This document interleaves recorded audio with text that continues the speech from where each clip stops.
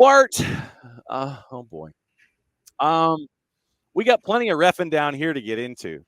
But before look at you with the Lenore Rhine gear this morning. Yeah.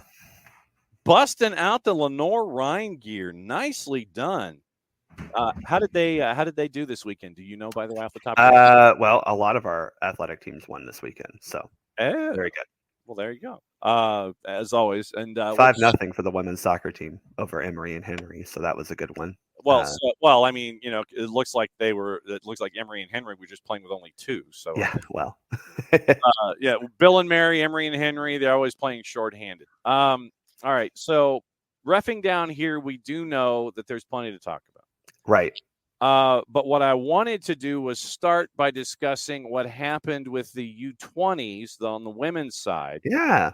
Getting the bronze medal in Colombia and doing it on a 119th minute winner to get the bronze in an international tournament. So huzzas and serpentina to the youth national team and the U20 side.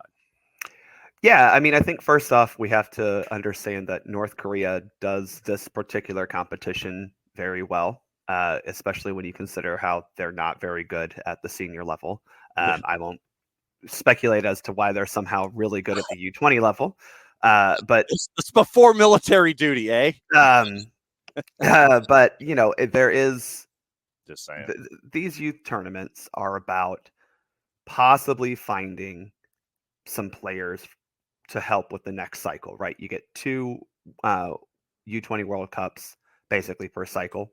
So if you get one or two from each U20 tournament, right? Maybe three, then you've won. And I think we showed that there are 3, 4, maybe even 5 players that can potentially earn roles with the U.S. women's national team coming up in, the 2027 cycle that we're now in.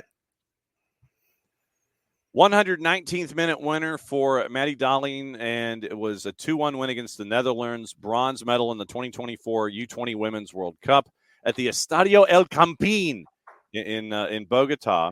So Americans' best finish in the past 5 World Cups, dating back to their third and most recent title in 2012. Second success in the bronze medal game, last taking third in 2004 in Thailand. Yeah. I mean, again, I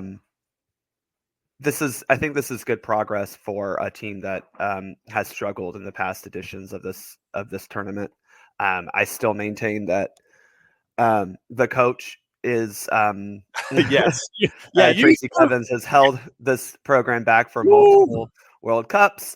She will no longer be coaching the U20 side. She is being shuffled to a desk job. Hopefully not for long either. But again, I have stayed on the same thought process for the longest time. Youth tournaments are great to participate in. You want to see good play. You want to see some promising talent. But this was even, I think, this finally met expectations, John, right? Like, I think for the longest time, we've been like, why aren't our U20s doing well? And the fact that they get bronze, they beat the Netherlands, a country that we've been told has caught up to us, went farther than Spain, a country that we've been told has surpassed us, with players, by the way, who were playing in NWSL, a league that we were told isn't good enough to compete with the rest of the world. That is truly the wonderful thing here. Also, let's see. So running through the superlatives, Ali Sentner's goal, her third of the Women's World Cup after her goal in Germany was changed to an OG, 12th of her U20 career. Also scored in the 2022 U20 Women's World Cup, ends her U20 career with 4 World Cup goals. Giselle Thompson's assist, her second of the tourney. Pietra Tordine, leading scorer in the tournament, finishes her U20 career 6 goals and 13 U20 caps. Dudley scores twice, giving her 5 U20 goals and 13 appearances. Local, whoop, whoop. I think that's what the kids do these days. Do they still do the whoop, whoop when they celebrate? Una McCormick, 2 goals, 2 assists. All of the tournament awards announced after the 24 FIFA U20 Women's World Cup final in Bogota featuring Korea and Japan. Tegan Y, a backup in 2022. Stellar all tournament, several key saves contributing to the eventual bronze medal. So 26-11 in shots, 9 on 3 shots on goal, 2 saves for the U.S. compared to 8 for the Netherlands, 17 corner kicks for the U.S. match. pretty dominant performance against the Netherlands. Now, granted, it's a bronze medal match, but that is also, John, kind of the mentality building, rebuilding, I should say, of this program, where in the past, the U.S. women always take bronze medal game seriously. That is just as important to walk away with a medal as at any level, right? And so to see the girls come out with such a powerful and meaningful performance in a match that most teams wouldn't really care about, right? I think that's fair to say. The third place match is generally just like, we're here. Yeah, that's great. Again, rebuilding the mentality, the winning mentality of the program. And the beauty of staring at my mail means this.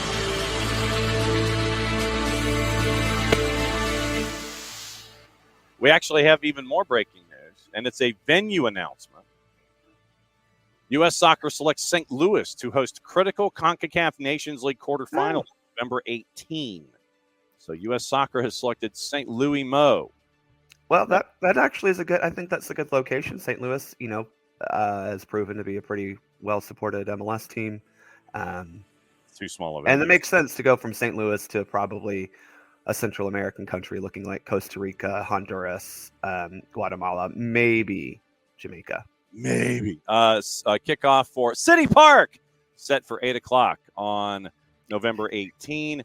Match broadcast on every network imaginable. I think the problem is I have to fly in and out of St. Louis International, which is by far one of the worst experiences. And Lambert. So Lambert has not improved, huh? They spent all the money on the other side of the state for that airport approval. TNT, True, Universo, Max, Peacock, and FDP Radio. First step toward their fourth straight CONCACAF Nations League title. They've won every edition of the competition since it launched in 2019. Third trip to the home of the St. Louis City SC, following two dominant shutout victories in their first two visits. 8-1-3 in St. Louis in their careers. Ticket information, pre-sales, Monday, September 23rd, including Friday, September 27th.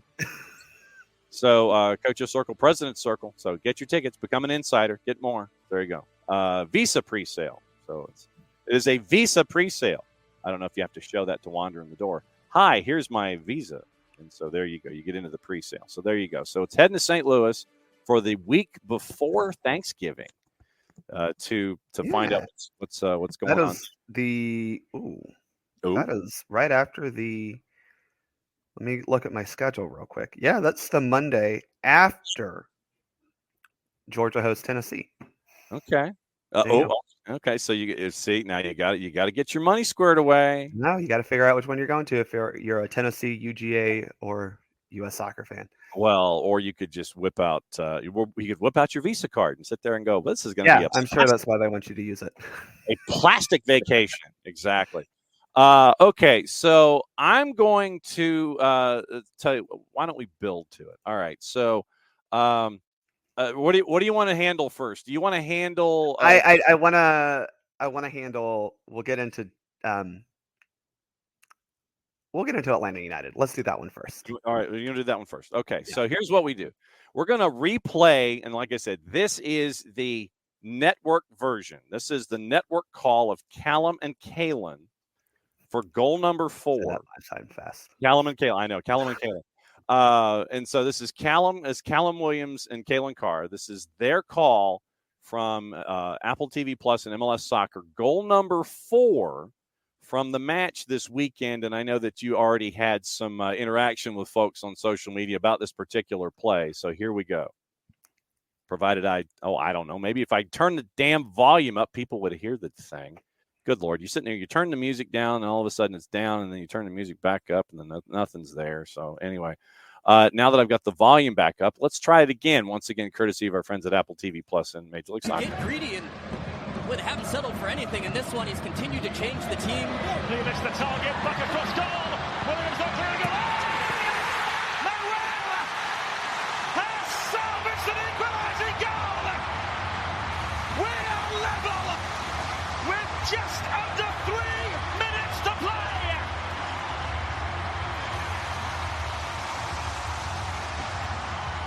Well, 10-10 stuff in. It's the center back, Noah Isla, who stands this up to Dylan Nealis, and it's a courageous header from him.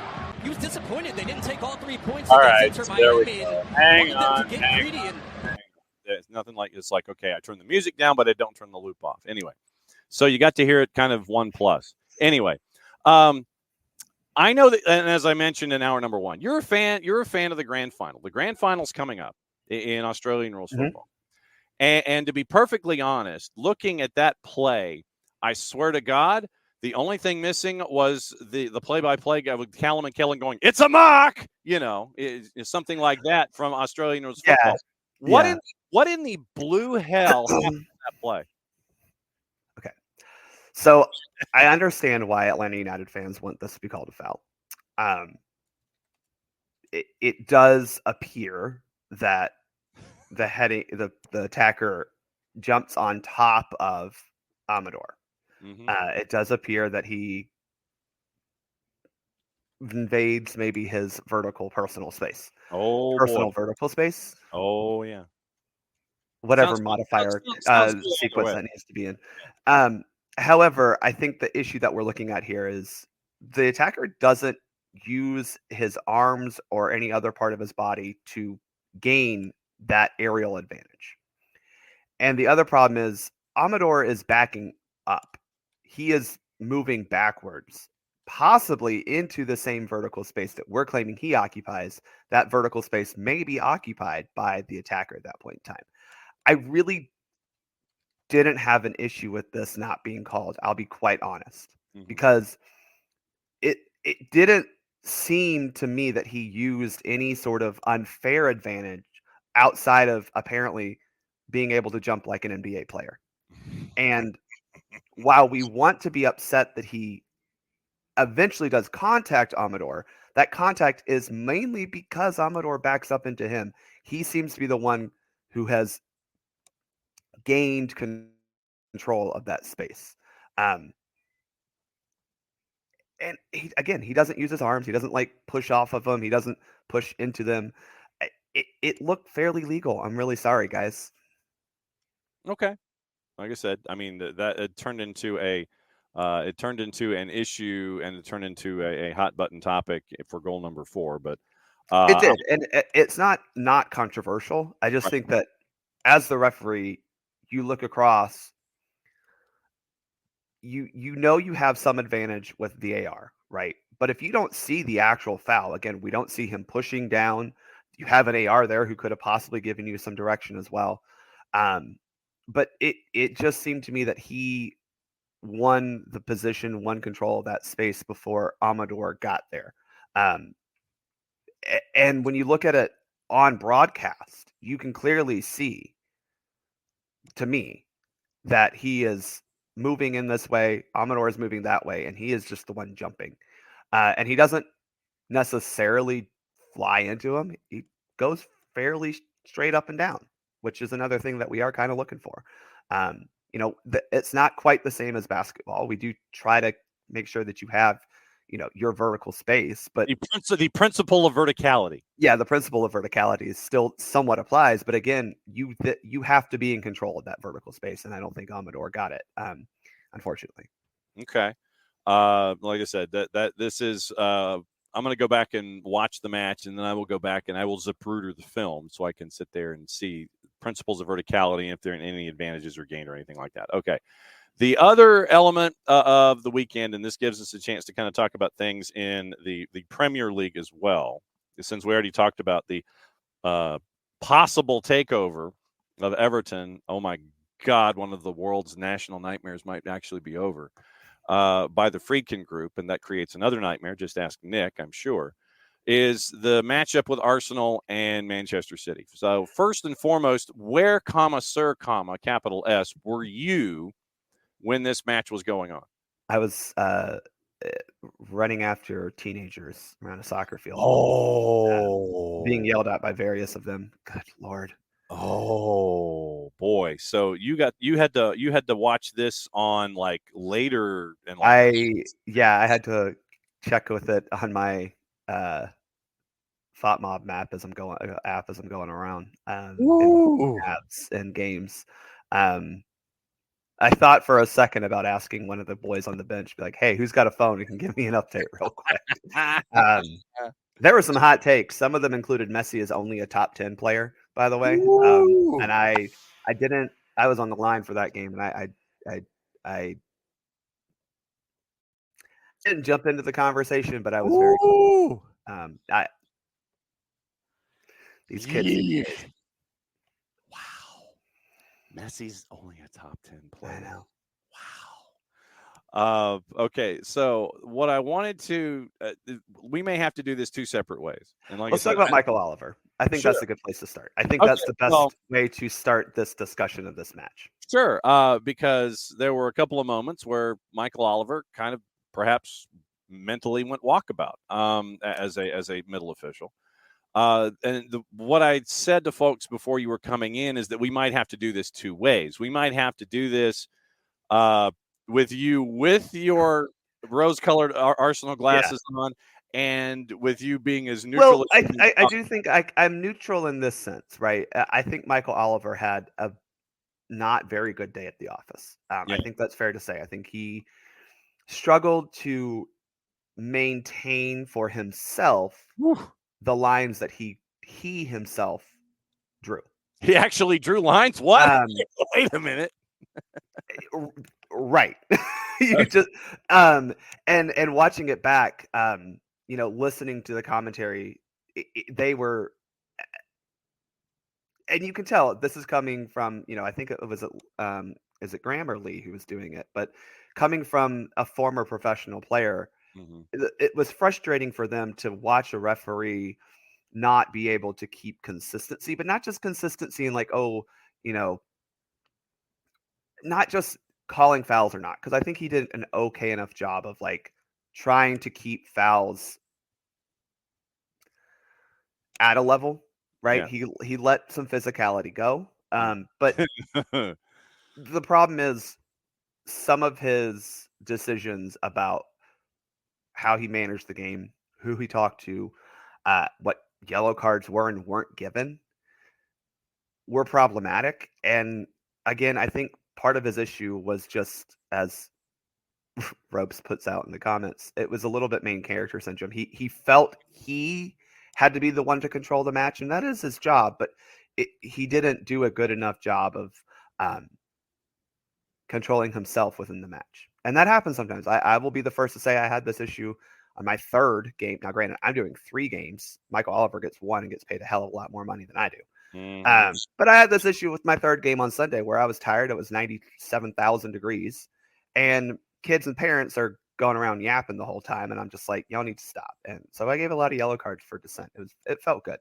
I can see you giving parents yellow cards. Bang. I wish. I gave the coach a yellow card. He got mad that I called a penalty kick for his team. I'll talk about that later. But it was a problem with him not controlling himself. I think that was really what it was. He was unable to keep himself at an even cool. He didn't control himself. He was not an even temperament. He was not in a consistent frame of mind himself. And I think that is where we got into the trouble where, some things were conversations, some things were fouls, some things were yellow cards, some things were let go completely. And he seemed to, the fouls themselves were okay, right? I think most people you can watch and go, okay, some fouls were let go, some weren't, but like that's going to happen in any match. It's all the other stuff. Yeah. He's chatting up players in the box who are just happen to be standing next to each other, but then on the goal that Arsenal scores to go up 2-1 before the half, Kyle Walker sitting there slapping Gabriel Magalhaes, before the match, before the kick happens, and Gabriel gets one up on him and scores. But it's like, so why aren't you discussing that, which is clearly a player trying to antagonize an opponent, but 2 players who happen to just stand next to each other in the box is fine. Like those types of, okay, well, which one are you commenting on, right? And it happened all game where it was like, well, okay, Thomas Partey maybe got away with something. Now, granted, Rodri, I don't know what he was doing this game because it seemed like he was just ready to fall to the ground anytime someone looked at him weird. Well, and that incident at the very beginning set the tone for Michael Oliver the whole match, but also set the tone for what City and Arsenal were trying to do. City was trying to play the victim and Arsenal was trying to play the aggressor. And you saw that throughout the entire match. And Oliver didn't really address either side until he decided to just give yellow cards for, I don't know what he was giving yellow cards for sometimes. And we can talk about that particular incident of Trossard's second yellow. Yes, but that was also a great example of Oliver not holding any line. Yeah, the only thing consistent was his inconsistency, I guess. There were a couple of moments that have stuck out with folks, and I think the larger element in all of this was Michael Oliver's lack of consistency, and you're wondering where the line is in any given moment. It's like drawing a line in the sand during a sandstorm. Yeah, that's kind of what it was like. Yeah, or being the turf apparently at Plough Lane with AFC Wimbledon after a flood. Don't remind me, as a member of the Dons Trust, God, that's going to be expensive to fix. And apparently there might be a sinkhole.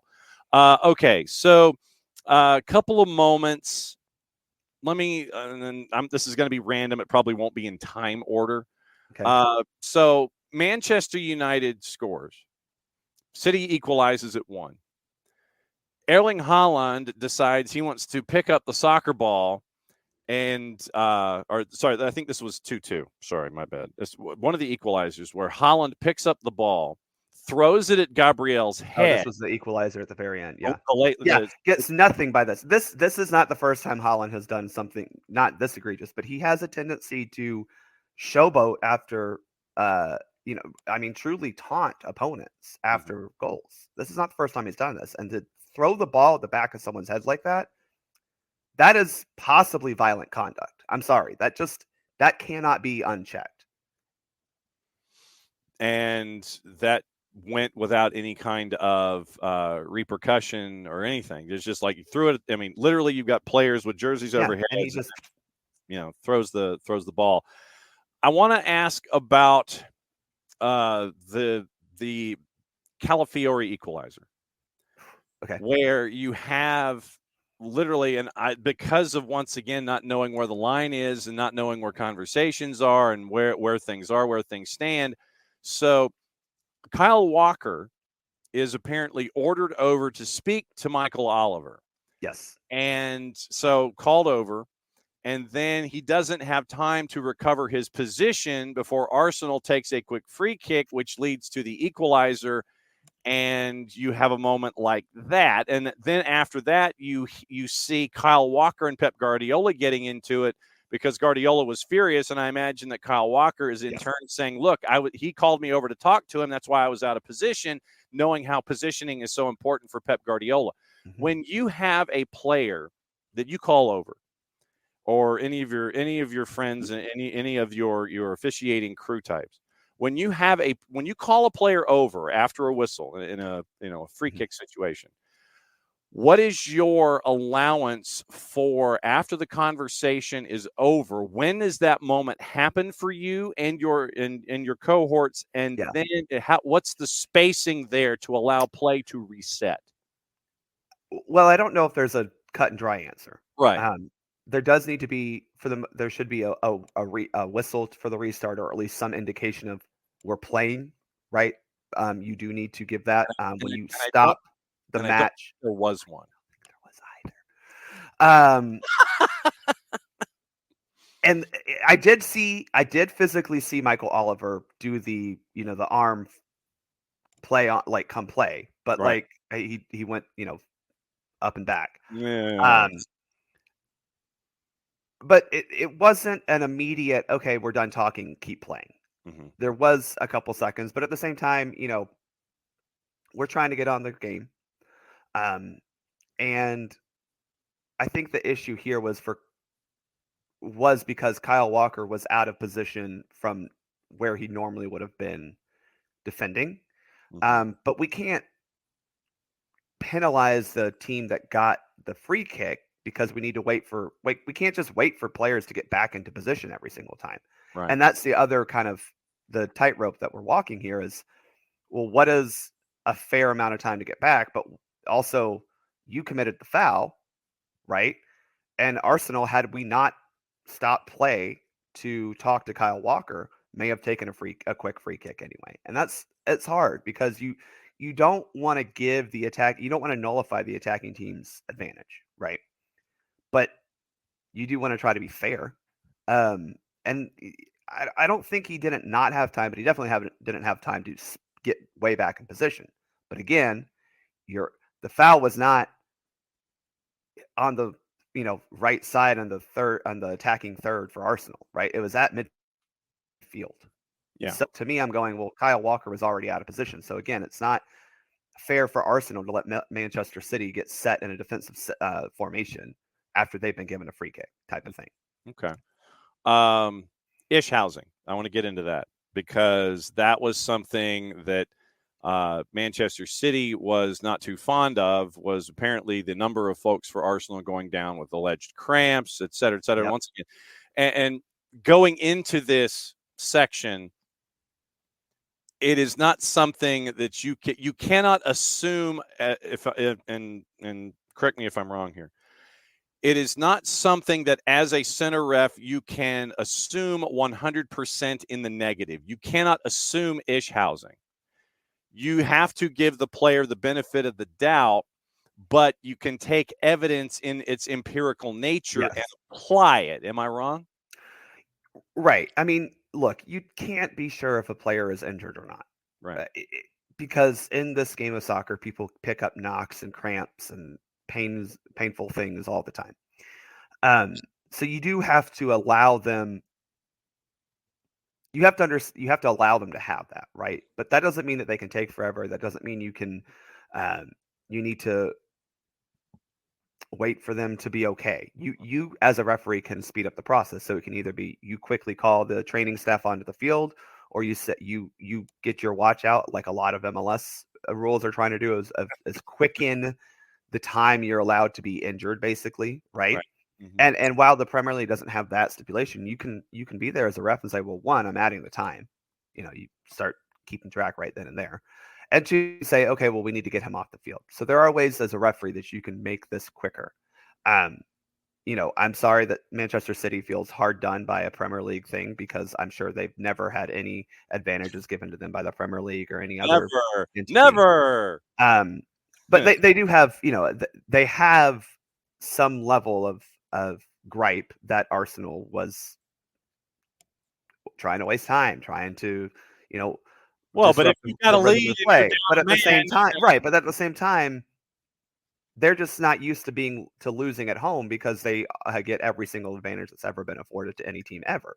So I think it's more about them, again, playing the victim mentality here and saying, oh, well, how dare you not give us the benefit of the doubt when, the other team is there's two teams on the field, and Manchester City forgets that there are other teams and they're allowed to do things too. But no, John, I mean, that's the point, right? We've had this issue with Atlanta United where teams come in and they start wasting time, and it's like, well, yeah, that's what they're going to do, But it's up to the center ref and the crew to understand where ish housing is and navigate the rules and apply them correctly to where the ish housing doesn't get out of control. Absolutely. And that was where I think Oliver, again, unable to control the match very well. He didn't take measures to either control it or quicken it, right? Again, you can't stop a player from going down injured, because, again, you don't know if they're injured or not. Right. You can take measures to make that stoppage quicker. And there was a yellow card given to a player on the bench for allegedly telling David Raya to go down. So clearly he wasn't out of tune to this. Kid hasn't even played a minute of Premier League action. He's got a yellow card, which, quite honestly, not the dumbest thing that we've done. But the thing is, I mean, think about it. If there's a kid on the sidelines who hasn't played a lick of action, right, and you're the manager, go to him and sit there and say, okay, I need you to say this. Tell right, because A, when's he going to play? B, when's he going to get another four yellows to sit there and get time off? I mean, in a way, that is brilliant. Yeah. I mean, the 17-year-old who's really on the bench right now because of injuries and players missing time. Yeah, it is like, that's the thing. It's like, this is the shit housing that, it happens, right? And again, the referee, at least in this incident, said you can't do that, and gave a yellow card for it. So I mean, it's not like he didn't not deal with it. I don't think he did a good enough job of actually controlling when it happened, because again, you can't stop a player from being injured. You can, however, make things a little bit quicker, and as he showed, be in tune of, is this a strategy? What is the coach saying? Now, to the moment that we really wanted to get into here. Now, I'm not talking about Erling Haaland telling Mikel Arteta to stay humble after the match, and apparently that did show up on camera with audio. But the decision to dismiss Leandro Trossard with a second yellow, he'd been booked for pulling Savinho back, and this is how it was worded in the Telegram. Arteta was furious about the decision to dismiss Trossard, who had already been booked for pulling back Savinho after Declan Rice had been sent off in similar circumstances for kicking the ball away against Brighton. I'm sorry, but the Declan Rice, you don't do that. And if it got seen, it got seen. Jeremy Doku escaped censure in the game for kicking the ball away. Although the City winger appeared to be kicking it towards the area he felt an Arsenal free kick should be taken. Doesn't matter. It's not your ball. Arteta said, quote, it's obvious. It's that obvious that it's not necessary to comment on it. It's the second time this season. I'm expecting 100 Premier League games to be 10 against 11 or 9v10 this season. Let's see. It's already happened twice in 5 games, which is very worrying to see in the best league, the Premier League. So Trossard, because of how. I will admit this is going to be hard for me to talk about as an Arsenal fan because it's happened to us twice. Okay. And I think more importantly, as mentioned in the article, the opponent did the same thing before we got a yellow card for doing something, in my opinion, less egregious. I think for Trossard, I understand why it was called, he kicked the ball away late. It felt more like a continuation of play. Sure, it was after the whistle. That's fair. Yeah. What Joku did was way more egregious. I don't care if you think, oh, well, it's back there. That's not your ball, and it's not your job to do that, right? That's not how this works. Also, I can use then Declan Rice was just kicking the ball away where he thought the free kick should have been. That is a terrible, terrible excuse to use to excuse someone who 5 seconds after the play has been called a foul is kicking the ball away. And again, that's the issue, is Trossard looked like he was just continuing play. Now, I agree. That can be a yellow card. The same thing we wanted in the Brighton game when the ball goes out of play and he knocks the ball 70 yards down the field. Could be seen as a continuation of play. I don't know why you would knock the ball 70 yards down the field like that, but can be seen because it was a rather quick succession. And that's different, I think, than knocking the ball away for a free kick, right? Because what Declan Rice did was not a continuation of play. That's very true. He knocked the ball away after a foul had been called. He's walking away. He sees the ball. He knocks it away. I understand why a referee thinks that's a yellow card. So what Joku does is similar to what Rice does, but Rice gets penalized. But because Manchester City is Manchester City, they don't get it. But Trossard, who is continuing play, gets booked immediately, right? And more importantly, the foul itself probably also isn't a yellow card, given the context of the match. And that's the other issue, is if the yellow card's for the foul, that's a really soft yellow card in the context of the match that he has called. Right. The yellow card for knocking the ball away when City players did something more egregious, right? It's hard. I know you can say, oh, Arsenal needs to learn their lesson, and I agree. The problem is, again, consistency. So other teams are allowed to do it without any real penance or any real adjudication from the referee at all. Yeah, repercussion. Oliver even yelled at Arsenal about it when Joku did it. I'm sorry. Hard for me to talk about it as an Arsenal fan because it has happened to us twice. I know. And it's frustrating because other teams do it. And Arteta's correct. Is like, well, if we're going to police it this hard, Yeah. then you're going to have a lot of games where you're going to have 9 players on the field. And I think we go back to the game last year between these two teams when a City player was on a yellow card and did something that should have been deemed as second yellow, but wasn't given because Michael Oliver, quote, didn't want to affect the game. Yet this in the first half. Now, again, Trossard shouldn't be putting yourself in this. The first yellow card, stopping a promising attack, not great. Second yellow card, avoidable. They're both avoidable. But again, why does one team get extra allowances, get extra room, but the other team doesn't? I'm just saying.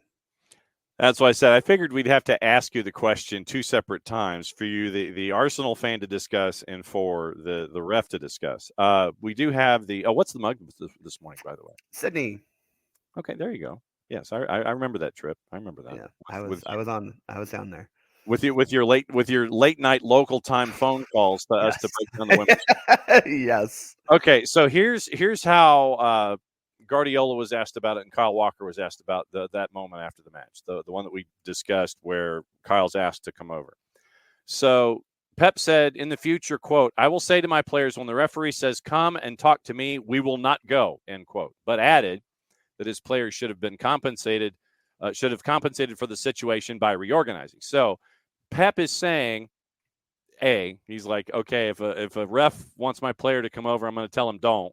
But at the same time, his players should have reorganized. If Kyle Walker was going to talk to Michael Oliver, they should have had the foreknowledge to reorganize to be prepared for something that short. Right. Walker, yeah, go ahead.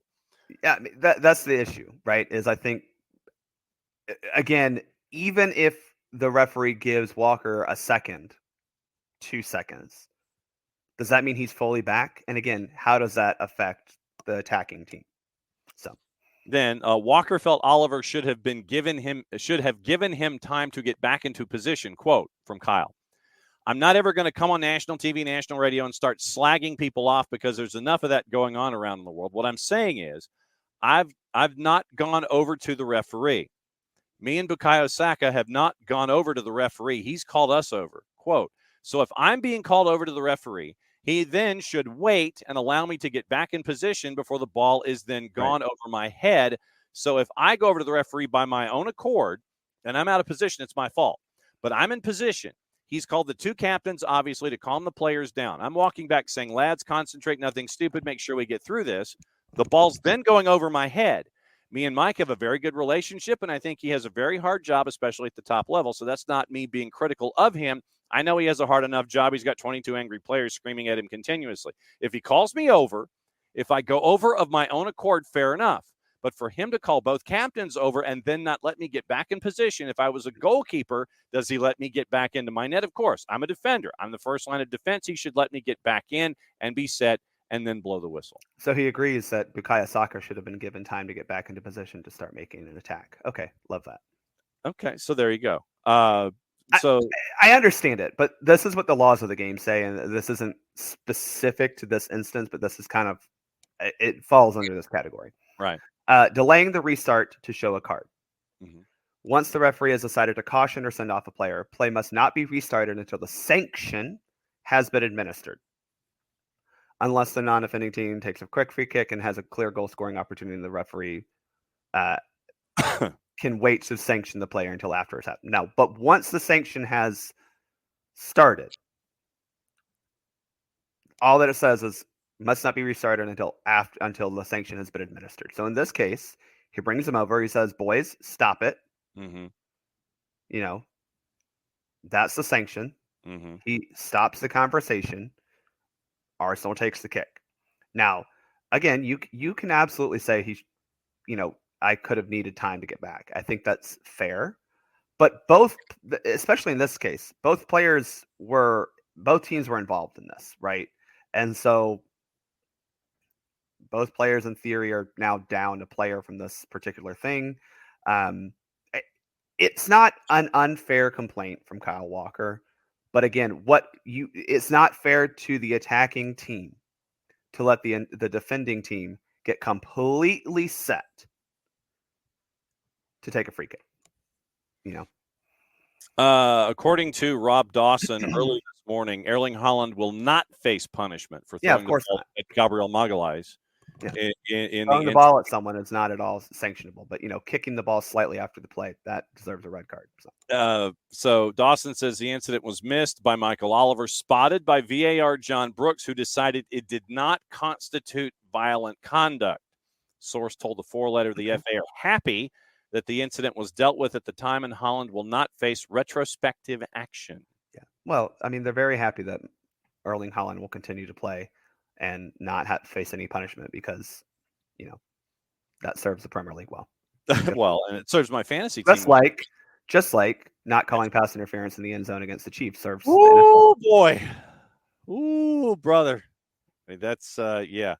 That's a different kind of reffing down here. That's for the college football side of things. I don't have certification in that, so I won't speak. But I'll just say, I don't know, man. Looked a little fishy.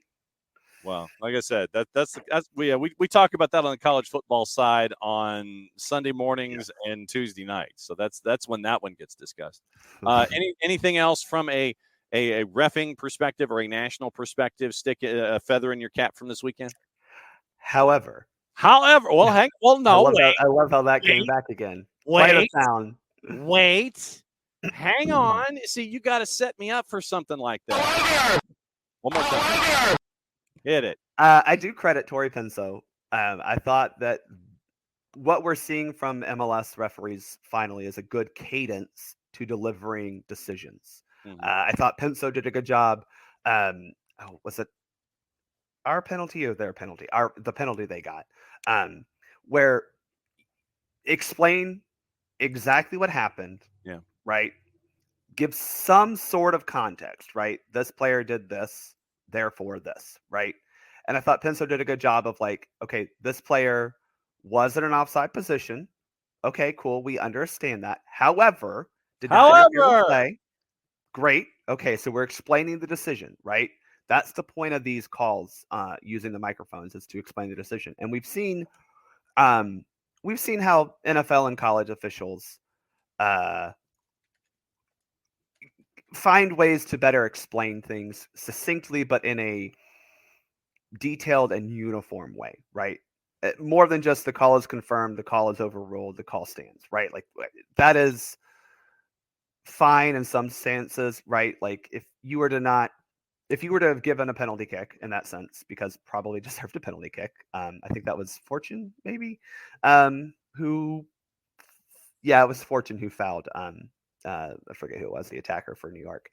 Had you called that in real time, all you need to say is, after review, the penalty kick is confirmed. Boom, we're done. But if you're changing a call, you need to provide good communication as to why. And I thought Penso did it well. I thought Dujic did a good job in St. Louis. Using the however, yes, it's sassy, but it does explain things well. And especially in both of those instances, Dujic had to go back and say, well, all these things were fine. However, there was a foul before that, which there was.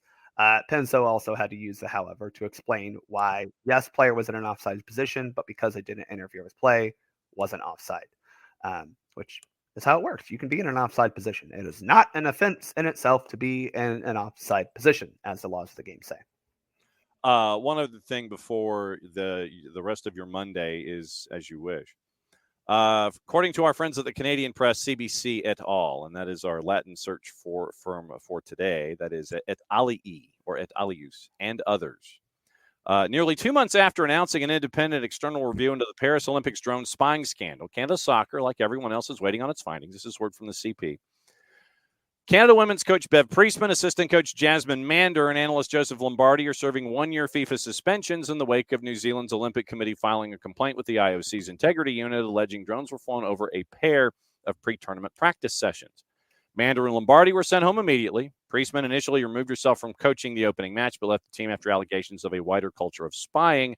FIFA subsequently banned all three, quote, from taking part in any football-related activity for a period of 1 year, end quote. Mm-hmm. Canada Soccer announced plans for the independent probe on July 24th, saying it would address the circumstances of the current matter and more broadly will seek to understand the historical culture of competitive ethics within all of our programs. The outcome of this review will be shared publicly and corrective actions, if necessary, will be taken. More than 8 weeks later, Canada Soccer is still waiting for information to share.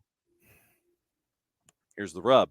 Priestman, while suspended, continues to get paid. Bev Priestman remains a paid staff member of Canada Soccer pending the conclusions of the review, Canada Soccer said in a statement to the Canadian press. July 31, Canada Soccer announced that it retained Sonia Regenbogen from the law firm of Matthews, Dinsdale, and Clark to handle the review. And as we wait for the review, Bev Priestman is still getting paid. That came out a couple days ago. Good for her continuing to get a paycheck. And I'm guessing that basically this goes along the lines of innocent until proven guilty, or the review is over, and then we will decide that we will not pay you any further. So basically, I think what will end up happening is I don't see how Beth Priestman continues as head coach. If I don't see how she continues as a paid coach in any kind of ever space. Sucks for her because it does feel like this was put in place before she arrived, but she definitely continued it. And how is John Hurton still employed? I know. Review.